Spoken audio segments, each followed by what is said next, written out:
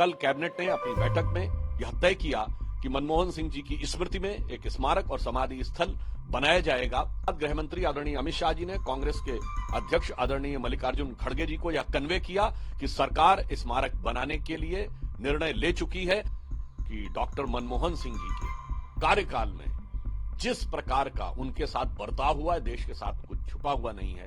आज उनके देहावसान के बाद भी उसी प्रकार की भर्त्सना योग्य राजनीति करती कांग्रेस पार्टी नजर आ रही है।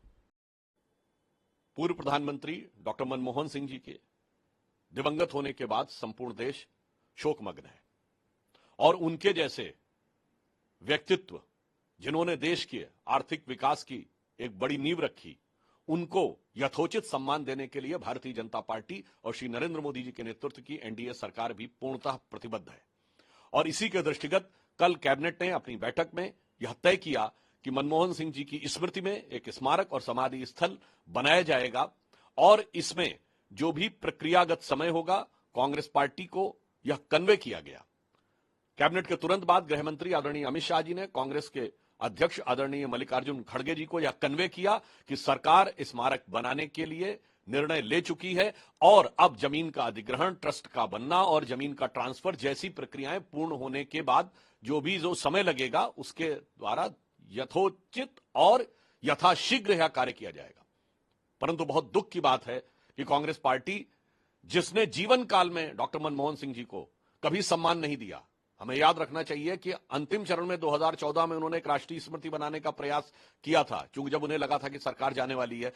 जिन्होंने अपने जीवन काल में कभी डॉक्टर मनमोहन सिंह को सम्मान नहीं दिया, आज उनकी मृत्यु के बाद भी वह उनके सम्मान के ऊपर सियासत करते नजर आ रहे हैं। यह बहुत दुखद है।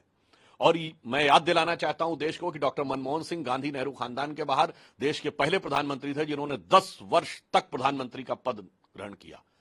और यह भी याद दिलाना चाहता हूं कि कांग्रेस पार्टी ने नेहरू गांधी खानदान के बाहर किसी भी प्रधानमंत्री को सम्मान नहीं दिया। देश के पहले प्रधानमंत्री जो नेहरू गांधी खानदान के बाहर थे, जिन्होंने 5 साल पूरे किए, वो श्री पीवी नरसिम्हा राव थे। उनके साथ क्या हुआ है सबको पता है। प्रणब मुखर्जी जी की ऑटोबायोग्राफी और उनके परिवार के लोगों ने जो संस्मरण लिखे हैं उसमें प्रणब मुखर्जी जी के साथ क्या हुआ है सबको पता है। कांग्रेस पार्टी का इतिहास रहा है कि उनके प्रथम परिवार के बाहर के किसी भी नेता को सम्मान नहीं दिया गया। सरदार पटेल से लेकर लाल बहादुर शास्त्री जी से लेकर पीवी नरसिम्हा राव तक के दर्जनों उदाहरण देश के सामने हैं। कम से कम आज इस दुख की घड़ी में राजनीति करने से बाज आना चाहिए।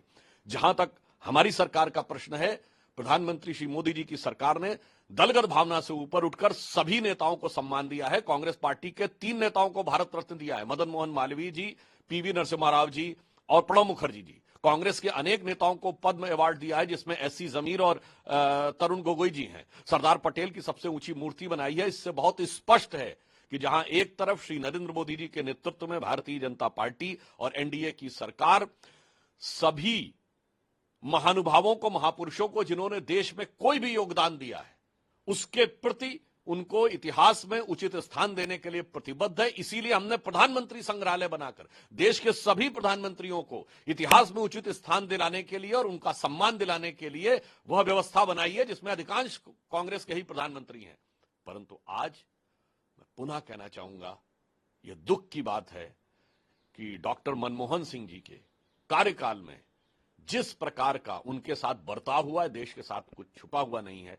आज उनके देहावसान के बाद भी उसी प्रकार की भर्त्सना योग्य राजनीति करती कांग्रेस पार्टी नजर आ रही है।